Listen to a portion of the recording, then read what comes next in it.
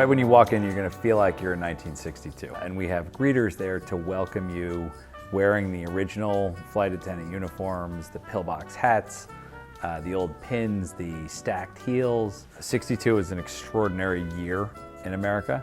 Kennedy was president, the Jetsons had just come on the air, the first color TV show on primetime, the Beatles were on the hi-fi, the first actual jet had just come out, the New York Mets came out in 1962, played their first game. So it was this amazing year, and anything was possible in America, so that's the ethos and the spirit that we're capturing as you walk into the building.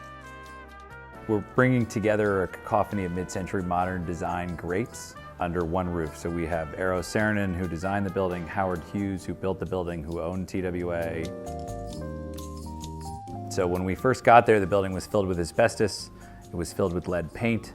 So it was really one little tiny decision at a time, down to the individual tile levels of can we replace this and maintain the historic integrity of the building, or if we change this little tiny element, does it change the feeling of the building? So we're bringing everything back to exactly as it was as Eero Saarinen intended it to be in 1962.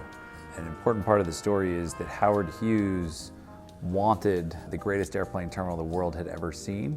That was how he described the building to Eero Saarinen. And he said, I don't care how much it costs. Right? And if you're an architect, that's a pretty great commission.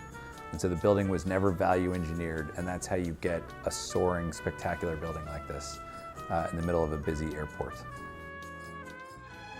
Our guest rooms, where you'll be sleeping, we have a 5-inch glass curtain wall. It's the quietest hotel room that you've ever stayed in, and that's because we're at an airport. We wanted to overcompensate and ensure that you had a good night's sleep.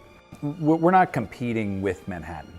JFK is its own market. 35,000 people a day have a layover of 4 hours or greater at JFK.